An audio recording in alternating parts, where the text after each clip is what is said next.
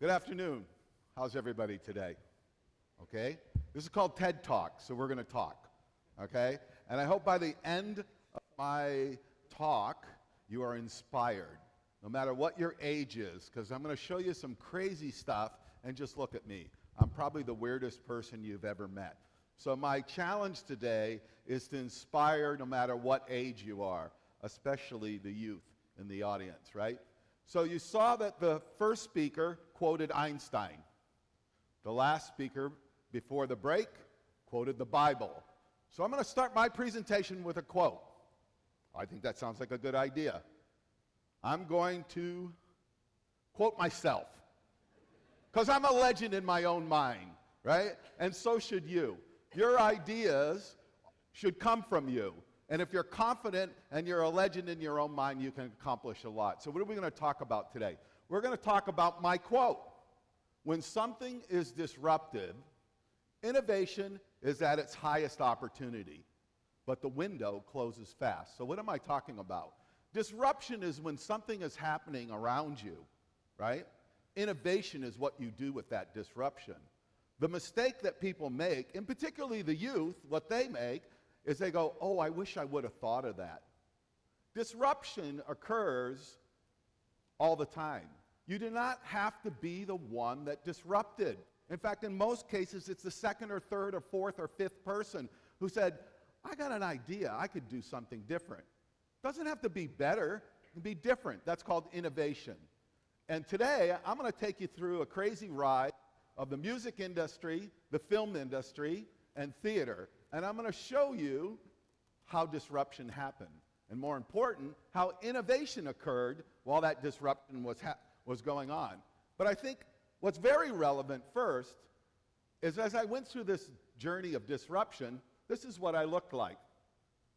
Prior to that, right? So between disruption and innovation is the idea. That's the point I wanted to make. So some of you are very young in here. Some of you are just out of high school. Some of you are still in high school. You want to see what I looked like when I was in high school? Can you find me in the picture? Think of disruption. Think of disruption. Or perhaps maybe it was innovation. Because back then, I had an afro. I'm the guy up on the top. Yes, I had an afro back then. So remember, you're young, take advantage of your hair. When you get older, it goes, right?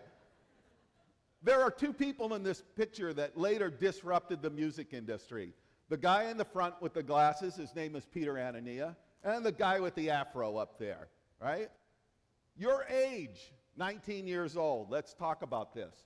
Let's look at the music industry. If you look at the history of the music industry, artists were broken by the radio, right? For literally 60, 70 years, it was radio, right? But there was this disruption happening in New York City. There was this crazy idea. An idea that a DJ with a huge sound system could play records. Yes, records. I know some of you young people don't know what that is. Records, right? And it started catching on. Well, Peter and myself heard about this in New York because this guy, Peter, had this massive sound system in his house. Drove his parents crazy. And I said to him, hey, I got this idea. What if we took your sound system and we put it in a club and we played music? Now, we grew up in Portsmouth, New Hampshire, which is just north of Boston. So rock and roll was king. So we went into these nightclubs and we played James Brown and Aretha Franklin and the Commodores and R&B. Yes, some of you know who those people are. During the breaks of the rock band. Crazy. Who would think of something like that? Well, then along comes this guy. His name was John Travolta. And the movie was called Saturday Night Fever.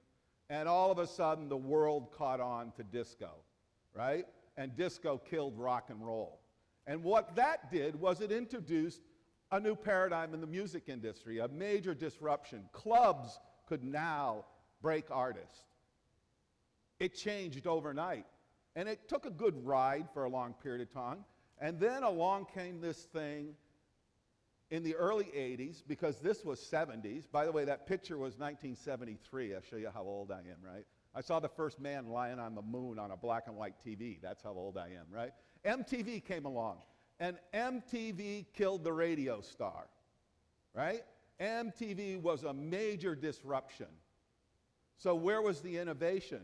I'm sitting there. I'm a pretty well-known DJ now. I got a good reputation. I was ranked one of the top 10 DJs in the Northeast. I said, you know, MTV is really crap. It's not any good. They're just playing all the stuff that the radio is playing, and it's all rock and roll. I said, I got this idea. Why don't we put video on television and mix it the way we mix it in the club? That would be innovative. Why? Because MTV already disrupted, right? In fact, MTV had gotten so strong that they literally owned an exclusive on all videos for 30 to 60 days. No one else, none of the other TV shows could show it. So we did it. And yes, I was your age, and I got rejected several times. I wrote letters to all the labels, and they said, no, no, no, no, no, no. One day, Warner Brothers said yes. I got that letter. I thought I was going to die. I don't even have a show. I'm pitching them like I have one. I got to run now. I'm calling Capitol. I get all of them. But I didn't do what MTV did. I presented new artists because that was different. That was innovative. Here's what happened. I get a call one day from Warner Brothers saying, hey, we have this band. MTV's not going to play this band. We'd like you to meet this band, and we'd like you to help us with this band. You know what that band was? You may know this band. It was called Aha. You know the song, Take On Me? Yeah, feel free to sing along. Yeah, that's my band. I got a gold record for that. And then everything started happening. Speaking of disruption, another group that I helped promoted, 3 white guys that rap. What? That's a novel idea. They were called the Beastie Boys. You know the Beastie Boys? You got to fight for the right to... see, the older people know that. You young people, get hip, right?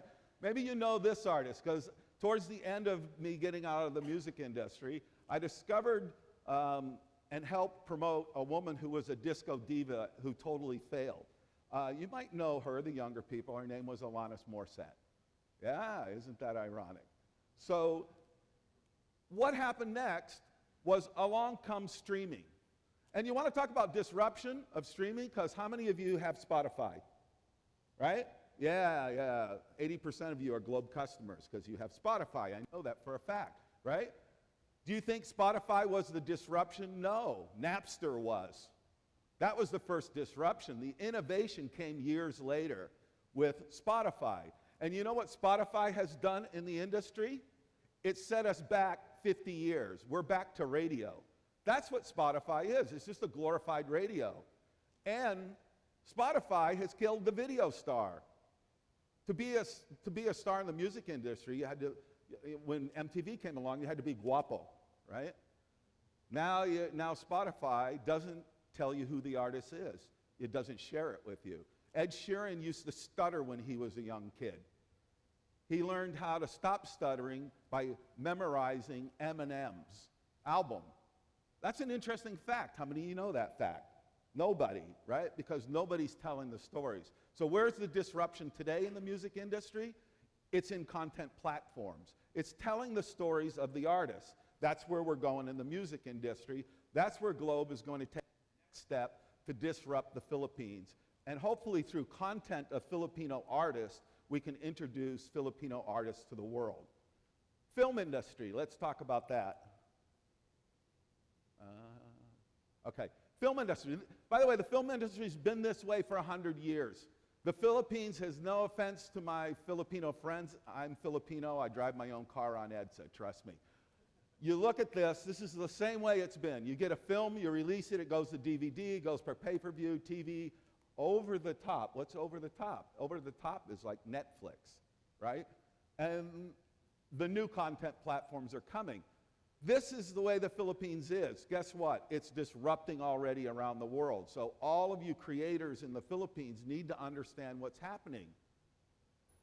We've sold our first movie to Netflix, the first Filipino movie to air locally on Netflix and air worldwide. Globe Studios helped with TBA, Birdshot. Have you seen Birdshot? How many people have Netflix? Raise your hands. Okay, go home and watch Birdshot. It's going to revolutionize the film industry in the Philippines because now we can tell Filipino stories. And you see the problem with the industry, and if you want to look at disruption, here's the problem. In the Philippines, we tell Filipino stories for Filipinos. We should tell Filipino stories to the world. That's innovation. That's disruption, right? Birdshot is very disruptive. It's a beautiful film. It's on Netflix. Speaking of disruption, our next film was in the Berlin Film Festival. It was a Love Diaz movie. 4 hours long, black and white, 4 hours long. Is that insane? That's crazy, 4-hour movie, right? How many of you people that raised your hands for Netflix? You watch Netflix, right? You watch 14-hour movies. How crazy is that? They just break it up into hours, right? So Nas Daily, how many people know Nas Daily? Yeah, I love to see that. Nas Daily is what? He's content 1 minute, right? See you tomorrow, 1 minute. So somewhere between 1 minute and 4 hours is insanity, right? Figure where that spot is. Content is rich right now in the theatrical space, and the windows of when they go from film to DVD, and in fact, DVDs are almost extinct now. Piracy is no longer needed because of the digital platforms. So this space is ripe for disruption. Let's talk about theater. If you look at theater, Globe Live got involved with theater because what we realize is the government does not fund the arts in the Philippines. And if the arts want to advance, companies need to get involved. So Globe took the position of getting involved with Nine Works and funded the local theater scene, and we've done extremely well. In fact, the other night, Newsies, our last production, ended up winning 5, the equivalent of the Tony Awards, Guy Hadbohe Awards, it's hard for me to say. So, but this is the typical path. It's regional. Hopefully, if it's really good, you go to Broadway, it goes on tour, film, content platforms? No, that doesn't exist right now in the theater space. So what we're trying to disrupt is if you're in Davao or you're in CDO, you can't see live theater, can you? You have to come to Manila. Why is that? So we're going to look at producing local theater, and the disruption is we're going to put it in the cinema. We're going to put it online. We're going to stream it so that people can see it. And it will change, maybe going forward, how people now get to experience live theater. So look forward to that coming in August. So I keep talking about content platforms. These are content platforms. These are the partners that Globe works with. And there's one thing that everybody in this room can capitalize if you believe in yourself and you're a legend in your own mind, is you can play with any of these partners now, these big partners. You know why? Because they all have the same problem. They need Asia, and they need local content. So if you're in that content business, now remember, you may not think you're in the content business. Nas Daily does what? Holds a camera in front of him and talks. Birdshot was a tremendous cinematography movie, right? Somewhere in between that is you sitting in this room because they're looking for short form content, not just films. You can play in that space. Check Nas Daily out. You'll see what I'm talking about. And they all need data. They all need access to the Philippines. So in closing, this is what I'd like to say to you, right? I'm a weird guy. You're a weird person. The problem with creative people is you get discouraged. You will fail a lot if you're a creative person. If you become kawawa and you don't move on with it, you won't succeed. If you're creative, fail many times, because an idea is an idea. Don't let anyone tell you that's not a good idea. Have trust in yourself that some young kid at 19-year-old with an afro could take on MTV and knock them down, right?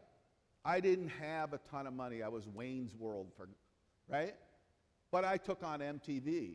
That video, Aha, ended the MTV exclusivity, because it proved that regional shows could break artists.